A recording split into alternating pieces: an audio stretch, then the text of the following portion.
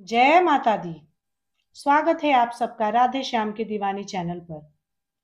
आज से शुरू हो चुका है देवी माँ का महान पर्व शारदीय नवरात्रि।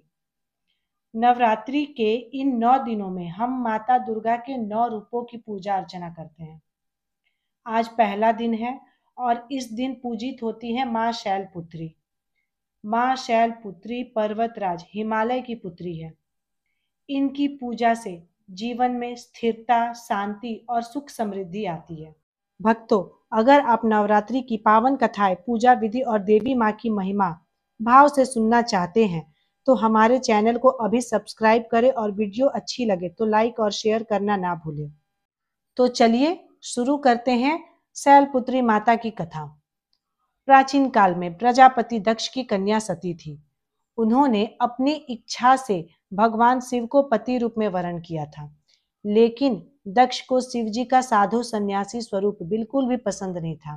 वे हमेशा उनका अपमान करते रहते थे। एक बार प्रजापति दक्ष ने एक विशाल यज्ञ का आयोजन किया। उसमें सारे देवताओं, ऋषि मुनियों को बुलाया गया, लेकिन जानबूझकर भगवान शिव को आमंत्रित नहीं किया गया। जब सती को यह समाचार मिला तो माता सती भी ये सुनकर आतुर हो गई मायके जाने को। जैसे आम स्त्रियां कुछ भी मायके में उत्सव हो या कुछ भी रहे तो मन होता है कि नहीं मैं जाऊं, वैसे ही माता सती भी बेचैन हो गई कि नहीं मुझे जाना ही है। भगवान शिव ने उन्हें बहुत समझाया, सती बिना बुलाए जाना उचित नहीं है, वहां तुम्हारा और मेरा अपमान होगा। परंतु सती माता का हृदय मायके की मोह ममता में व्याकुल हो उठा था। वे नहीं मान सकी और अकेले ही पिता के यज्ञ में चली गई। वहां पहुंचकर उन्होंने देखा यज्ञ में सबके लिए भाग है, परंतु भगवान शिव के लिए कुछ भी नहीं।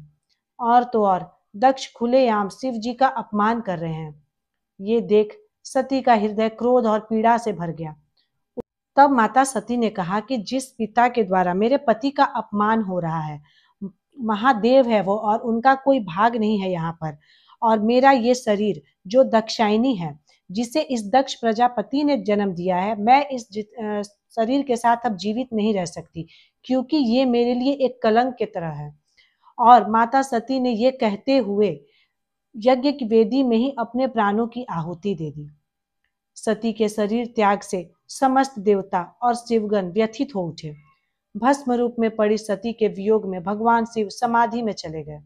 समय बीता और सती ने हिमालय राज के घर पुनर्जन्म लिया। हिमालय और उनकी पत्नी मैना की पुत्री होने के कारण इनका नाम पड़ा शैलपुत्री। ये बचपन से ही दिव्य गुणों से युक्त थी। धीरे धीरे इन्होंने कठोर तपस्या की और पुनः भगवान शिव को पति रूप में प्राप्त किया। मां शैलपुत्री को प्रकृति का आधार और नव दुर्गा की प्रथम शक्ति माना गया है। इनकी पूजा से जीवन में स्थिरता आती है। जिन लोगों की कुंडली में चंद्र ग्रह अशांत होता है, उनके लिए मां शैलपुत्री की उपासना विशेष फलदायी होती है। इस कथा से हमें ये शिक्षा मिलती है कि अपमान सहन करने से बेहतर है आत्मसम्मान की रक्षा करना। पुनर्जन्म की कथा बताती है कि सच्ची भक्ति और दृढ़ संकल्प से साधक अपने लक्ष्य को अवश्य प्राप्त करता है। और बिना बुलाए कहीं भी हमें नहीं जाना चाहिए, भले वो मायके हो या ससुराल हो या कोई मित्र का घर। कभी भी किसी के घर बिना बुलाए नहीं जाना चाहिए। मां शैलपुत्री का तप हमें धैर्य और संयम का महत्व सिखाता है।